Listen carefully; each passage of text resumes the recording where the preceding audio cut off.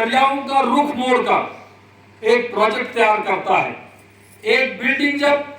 एक मजदूर उस पर काम करता है, उसके एक एक पसीने की बूंद से वो बिल्डिंग तैयार होती है,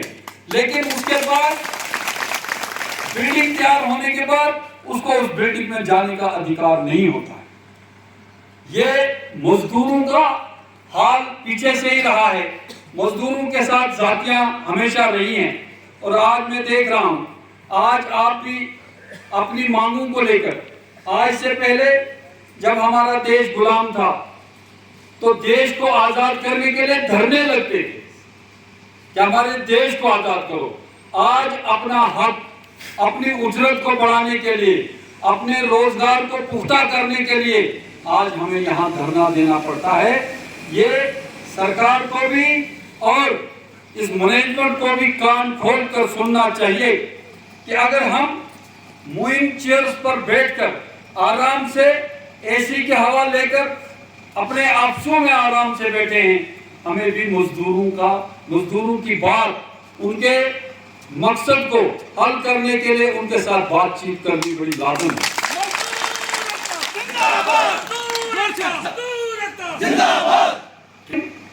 का हक मजदूर को हासिल है कि वो एक यूनियन बना सकता है,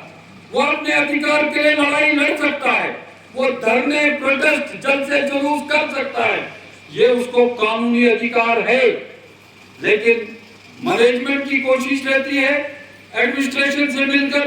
पुलिस का दबाव डालकर, बाकी सिविल एडमिनिस्ट्रेशन का दबाव डालकर स्ट्राइक को हमेशा मैनेजमेंट ने तोड़ने की कोशिश की। इसके बजाय कि हम ये बात सुने, मजदूरों के बीच में जाएं कि भाई आपके क्या क्या मसले हैं, कौन कौन सी मांगे हैं, कौन सी मांगे बगैर हड़ताल के हम हल करें। अगर यहाँ आज इतनी देर से प्रोजेक्ट बंद है, काम नहीं चल रहा है, इसकी जिम्मेदार मैनेजमेंट है, इसकी जिम्मेदार मजदूर नहीं है जो यहाँ बेचारा रात दिन, मैं देख रहा हूँ कुछ लोगों की हालत, उनकी सेहत किस तरह बिगड़ी हुई है अपने मांगों को, और ये कोई बहुत बड़ा महल नहीं चाहते हैं, ये यहाँ कोई मोटर गाड़ी का इंतजाम नहीं चाहते हैं, ये अपने परिवार को दो वक्त की रोटी के लिए या अपने परिवार को एक सामान्य ढंग से चलाने के लिए भूख हड़ताल पर बैठे। मैं मैनेजमेंट से ये कहूंगा, इनको चाहिए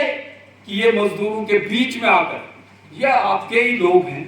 आपका हर फरमान ये मानते हैं, आपको इनकी बात माननी चाहिए। इनसे बात करके जो आपके हाथ में है, ये कौन सी हड़कर्मी है कि अगर 15 रोज से यहाँ हड़ताल है, 15 दिनों से यहाँ नारेबाजी चल रही है,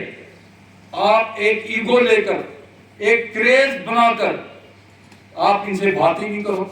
मैं एक बात बताऊंगा, जब हम यहाँ डीएसपी में काम करते थे, वहां उसके बाद फिर ये आई जेपी, पहले डीएसपी के साथ जब हड़ताल हुई उस वक्त हमने 29 दिन प्रोजेक्ट बंद किया और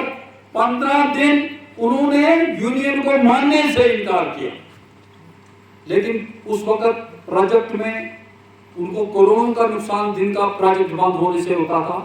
जब तक इसमें फिर एडमिनिस्ट्रेशन पड़े, बाज़ाब्ता तौर से उन्होंने हमें चिट्ठी भेजी, प्रेसिडेंट को रिकॉग्नाइज किया और फिर जाकर उनके साथ बातचीत करके 29 दिन के बाद हमारी मांगे मानने के बाद हड़ताल खुली थी।